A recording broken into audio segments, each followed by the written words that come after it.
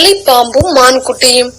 குருட்டி என்ற பெயர் கேட்டால் மஞ்சளாறு காட்டில் சிறுத்தைகளும் புலிகளும் கூட பயப்படும். 20 அடிக்கும் நீளமான மரங்களின் கிளைகளில் படர்ந்திருக்கும் தனது அழகிய உடம்பும் கரும்புள்ளிகளும் அதற்கு பெருமையாக இருந்தது. கரும்பழுப்பு, பழுப்பு என்ற பல நிறங்களில் மலைப்பாம்புகள் இருக்குமே தவிர இப்படி லட்சணமான கரும்புள்ளிகளுடன் பார்ப்பது ரொம்பவும் அரிது. மலைப்பாம்புகள் பொதுவாக பறவைகள், முயல் போன்ற சிறிய பிராணிகளை பிடித்து உண்ணும். சில சமயம் மான் போன்ற சற்று பெரிய விலங்குகளையும் கூட தாக்கும். ஆனால் குரட்டி சற்று வித்தியாசமானது. காட்டெருமை, கன்று, சிறுத்தை போன்றவற்றை கூட தனது குரட்டை பிடியில் நொறுக்கி எடுத்துவிடும். அதனால் அதற்கு குரட்டி என்று பெயர் வழங்கி வந்தது. குரட்டி தனது தலையை ஒரு கிளையின் மீது வைத்தபடி ஆற்றங்கரையே பார்த்து கொண்டிருந்தது. மிரண்டு ஆற்றங்கரையில் வரும் மிளாமான் குட்டி அதன் கண்ணில் பட்டது. நீண்டு கிடந்த தனது உடலை வேகமாக தன்னை நோக்கி இழுத்தது. அநேகமாக அந்த மான்குட்டி மிகவும் குறுகலாக ஓடும் அந்த ஆற்றை கடந்து வரலாம். அப்படி கடந்து வந்தால் குரட்டி இருக்கும் வழியாகத்தான் வர வேண்டும். அந்த மிளாமான் ஆற்றில் இறங்கியது. குரட்டியில் வாயில் நீர் சுரந்தது.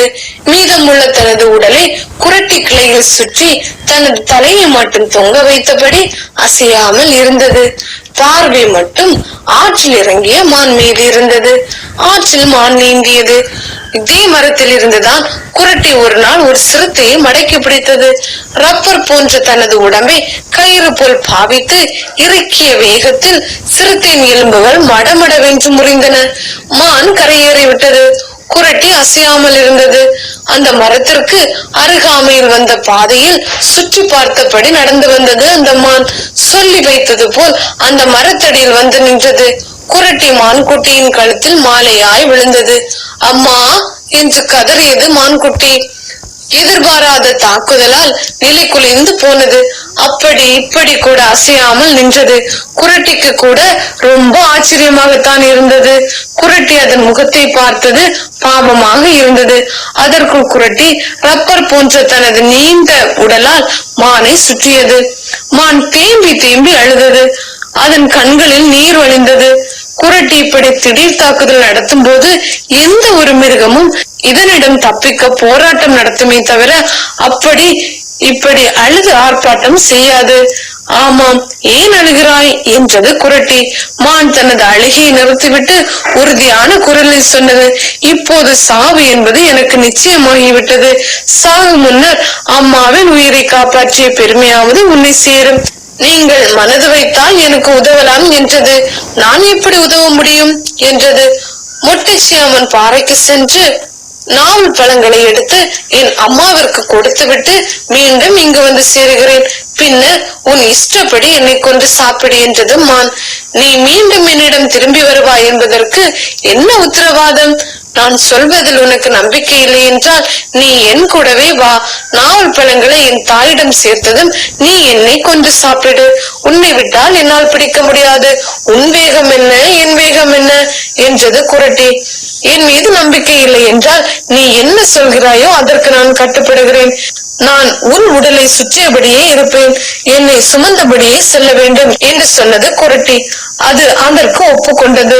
சுமந்தபடியே சென்றது மான். மொட்டைச்சியம்மன் பாறைக்கு சென்றது.